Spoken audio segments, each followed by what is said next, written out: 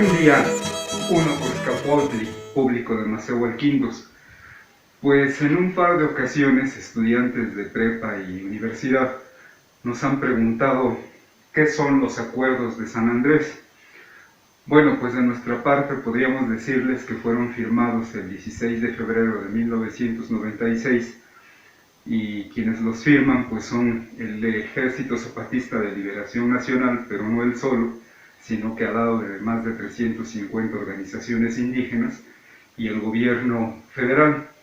Pero bueno, a final de cuentas, pues cualquiera de ustedes puede googlear ahí en internet y pues le van a salir miles y miles de páginas de información acerca de estos importantes acuerdos de San Andrés para los pueblos indígenas. Entonces, más bien lo que le queremos decir de nuestra parte es qué significan estos acuerdos de San Andrés para este lugar, el caracol que canta el universo, y para este individuo que se hace llamar el Maestro Filo.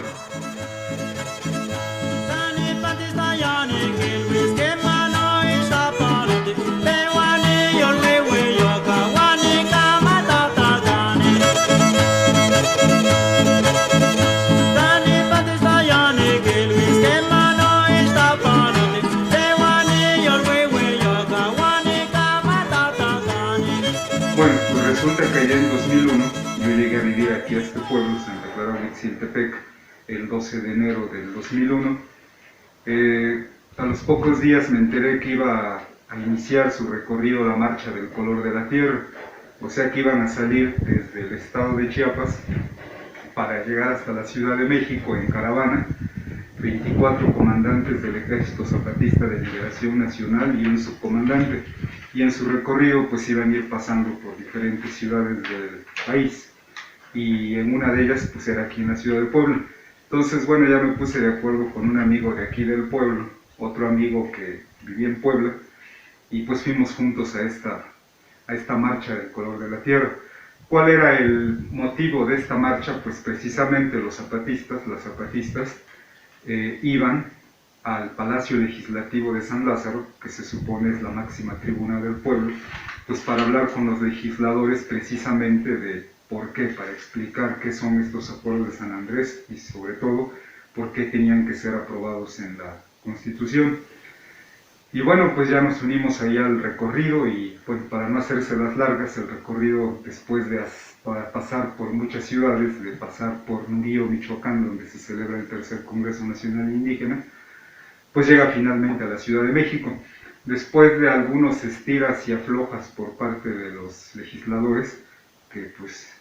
muchos de ellos no querían que los zapatistas entraran a este lugar a hablar, pues después de estos jaloneos,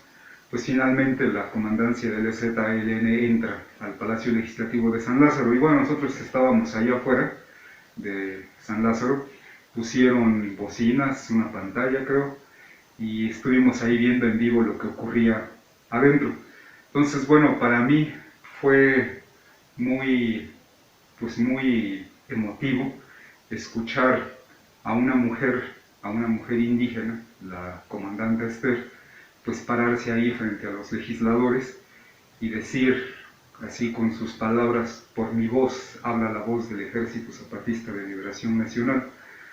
Pues una mujer era la que estaba hablando por todos los zapatistas.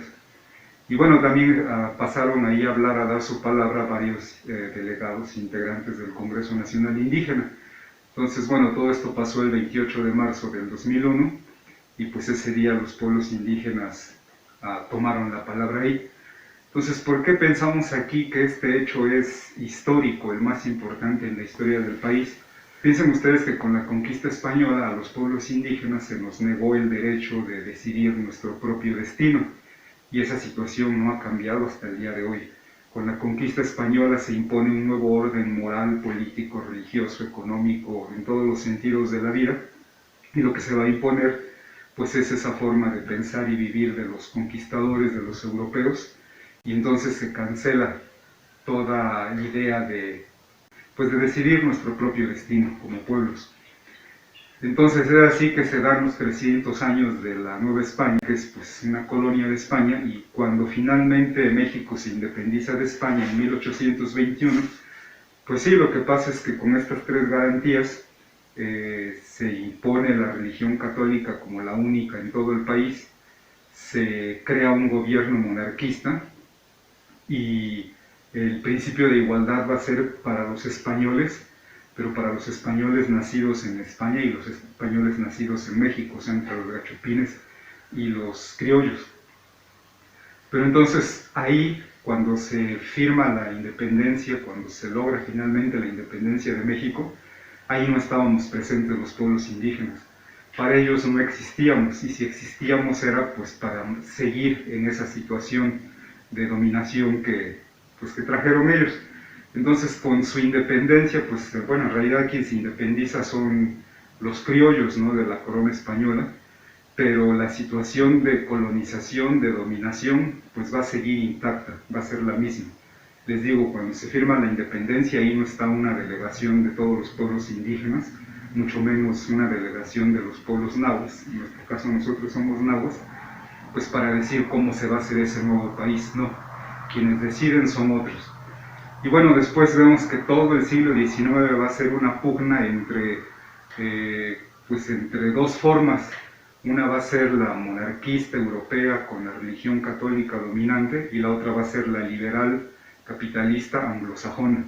Pero bueno, en nuestra opinión ambas pertenecen a un mismo modelo civilizatorio, el de la Europa occidental. Entonces, pues todos esos años de guerra, de tristeza, de destrucción aquí en México, todo lo que es el siglo XIX, pues es una pugna entre esos dos grupos. Y la guerra contra los pueblos indígenas continúa durante todo el siglo XIX, acuérdense de Porfirio Díaz contra los mayas, los yaquis. Se viene el siglo XX, la Revolución Mexicana nos usa como siempre a los pueblos indígenas como carne de cañón, pero pues al final quien va a ser el nuevo país, el Estado revolucionario, pues van a ser algunos, en este caso pues dicen ya mestizos, ¿no? Pero al final de cuentas cuando se hace esa constitución de 1917, pues a nosotros no nos toman en cuenta, ¿no? Se habla así de la repartición de la tierra, de los ejidos, pero no se habla de pueblos indígenas con sus territorios, o sea, de naciones indígenas que existían aquí desde antes de la conquista y que por lo tanto tenemos derechos inalienables. Entonces así de serio nos parece el asunto, ¿no? Que ese 28 de marzo del 2001, ahí en el Palacio Legislativo de San Lázaro, los zapatistas y el Congreso Nacional Indígena hablan a los legisladores, se transmite en todos los medios de comunicación, o sea que hablan al país y por primera vez en la historia se escucha nuestra voz de qué es lo que queremos. Y pues lo que queremos es la autonomía, de eso tratan los acuerdos de San Andrés, o sea que tenemos el derecho a decidir nuestro propio destino, y la autonomía pues se debe de dar en todos los ámbitos de la vida, como pues en la forma de hacer política, en la educación, en los sistemas económicos, pues que se entiende que somos pueblos originarios y estamos aquí desde antes de la conquista. Entonces, pero bueno, eso pasó el 28 de marzo, hablan los pueblos indígenas, pero al poco tiempo, semanas después, ya en abril, pues se viene la traición, ahora por parte pues del gobierno de Vicente Fox, porque entonces él lo que promulga es la contrarreforma indígena. Hacen una reforma constitucional en materia de derechos y cultura indígena, pero la hacen contraria a los acuerdos de San Andrés, o sea que lo que hace el Estado mexicano una vez más es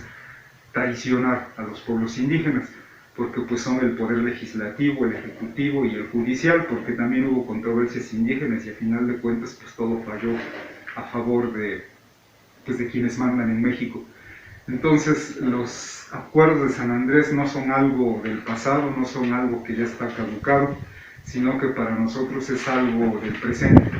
Ya en 2006 se celebró el cuarto Congreso Nacional Indígena en la comunidad otomí de Atlapulco, ahí en el Estado de México,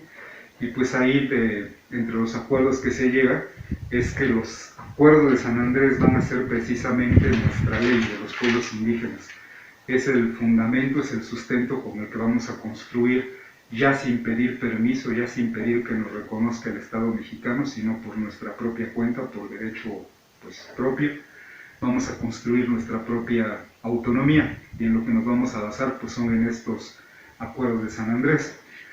Y cuando el Estado mexicano traiciona estos acuerdos de San Andrés, pues a mí como individuo me pareció que era la injusticia más grande que se estaba cometiendo en la historia del país, de México.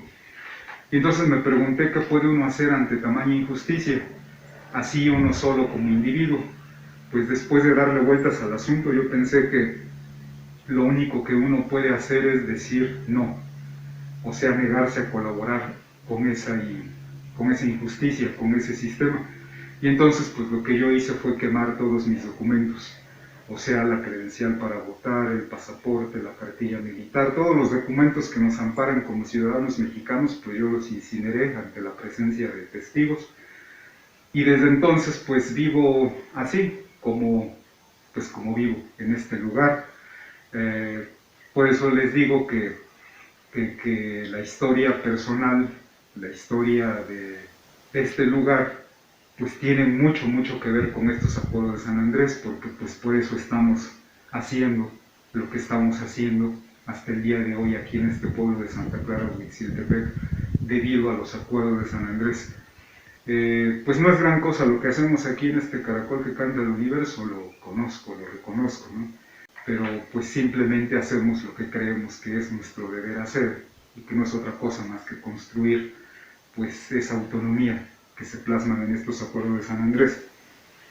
Entonces, pues bueno, todo esto es consecuencia de estos acuerdos de San Andrés. Para nosotros están bien vivos, es por lo que luchamos, es por lo que vivimos, es por lo que morimos. Bueno, pues de nuestra parte eso es lo que hay con estos acuerdos de San Andrés. Pues a los que siguen Macegua al Quinto, sigan con nosotros y nos vemos hasta la próxima.